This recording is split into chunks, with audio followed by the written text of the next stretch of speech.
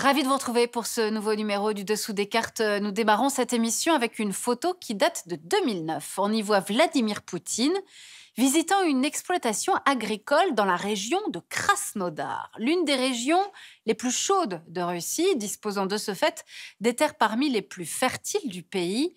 Si Poutine aime apposer dans ce champ de céréales, c'est parce qu'il a fait du blé une arme géopolitique. On connaissait déjà le soft power, ou ces guerres d'influence que se livrent les États sur le plan culturel, informationnel.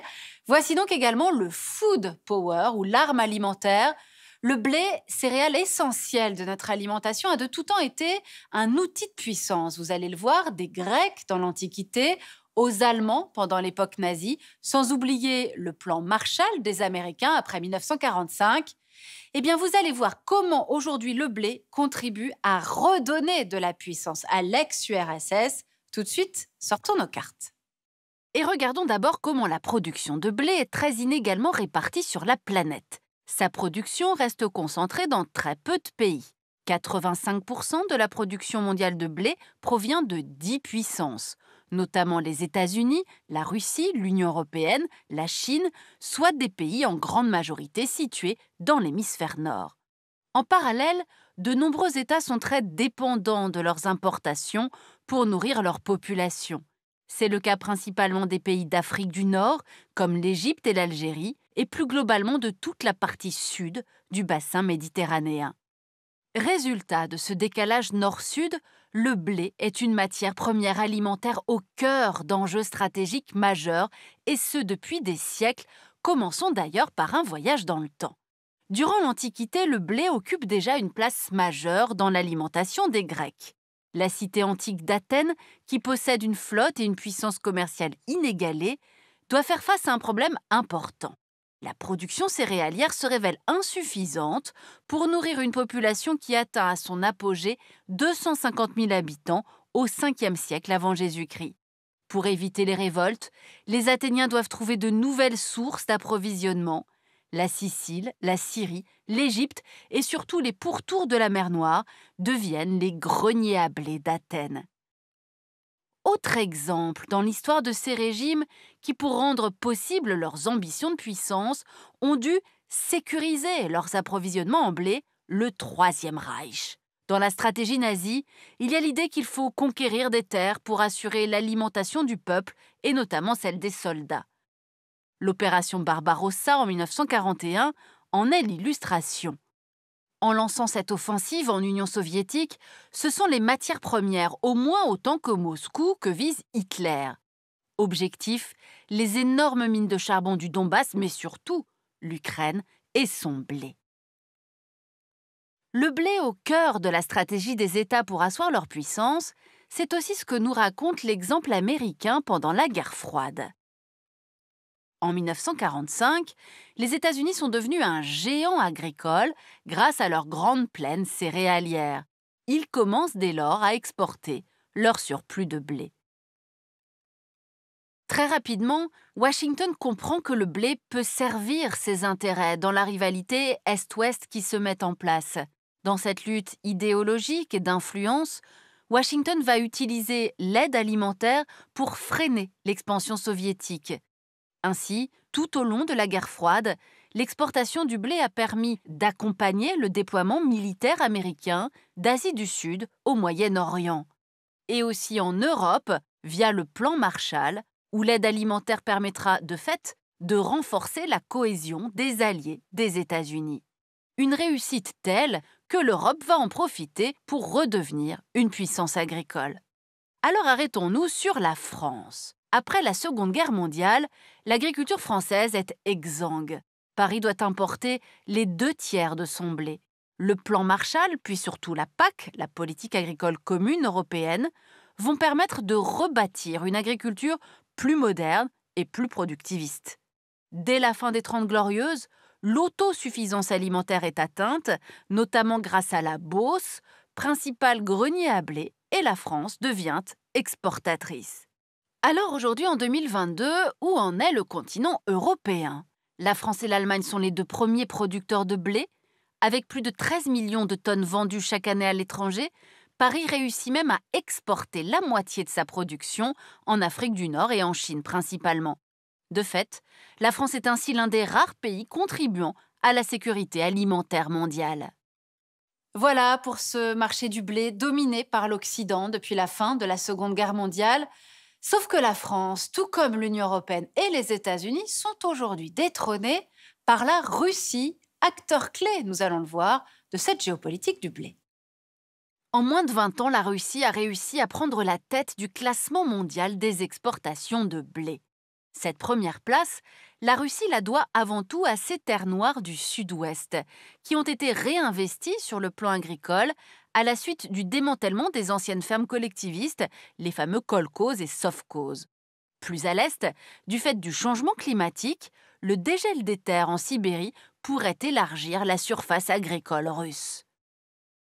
Faisant de l'agriculture un atout de puissance, Vladimir Poutine a un temps rêvé de créer une OPEP du blé avec ses voisins, l'Ukraine et le Kazakhstan, afin de renforcer leur poids. Il faut dire qu'à eux trois, ils représentent 20% des exportations mondiales de blé. Sauf qu'avec la crise russo-ukrainienne, cette perspective semble s'être déjà éloignée.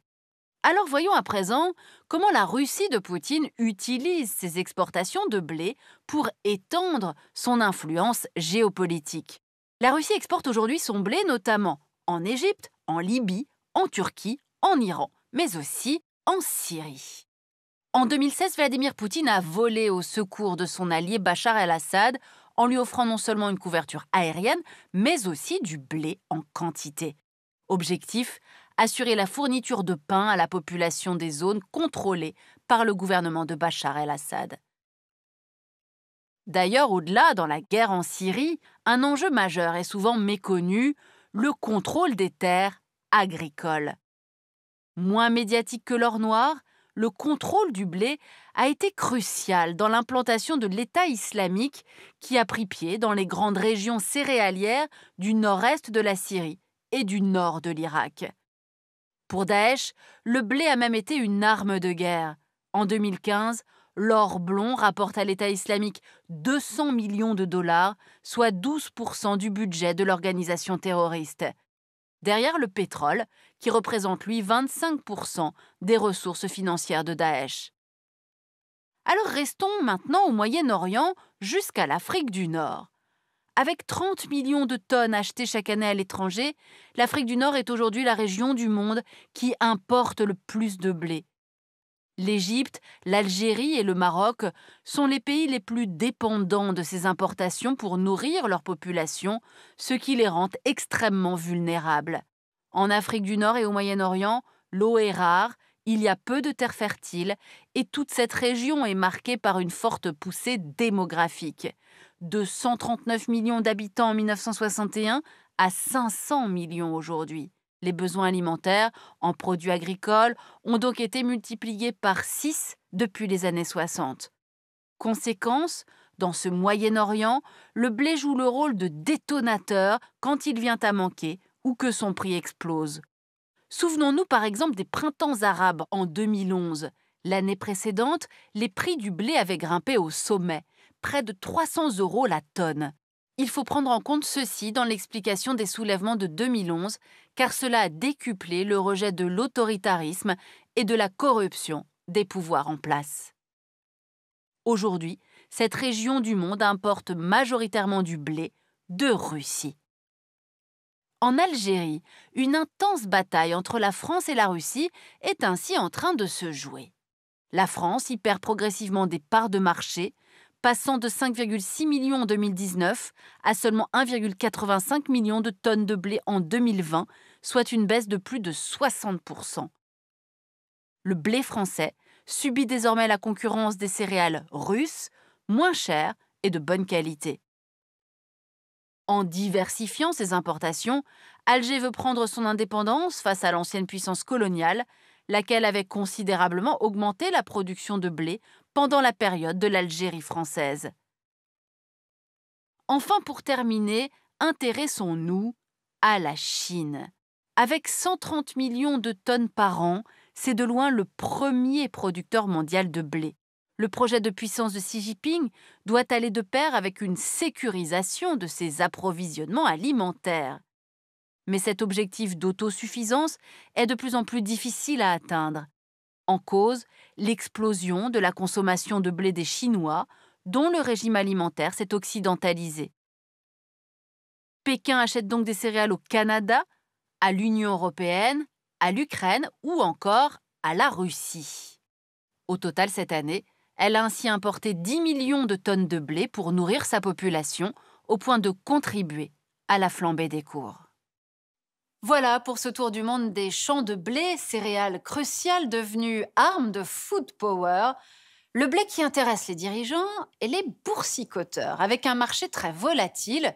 Ainsi, la valeur de la précieuse céréale peut fluctuer du simple au double. Résultat, désormais, de nombreux agriculteurs ont autant un œil sur leurs champs que sur les cours de la bourse. Après l'explosion de la bulle Internet dans la première décennie du XXIe siècle, le monde de la finance s'est en effet tourné vers des valeurs plus traditionnelles, notamment vers les céréales. Le blé est ainsi rentré dans l'économie de marché, pour le meilleur et pour le pire. C'est avec lui que nous avons préparé cette émission, le chercheur Pierre Blanc. Il publie Terre, pouvoir et conflit, une agrohistoire du monde aux presses de Sciences Po. Et puis nous avons aussi utilisé cet ouvrage de Sébastien Abyss, Géopolitique du blé, un produit vital pour la sécurité mondiale, chez Armand Collin.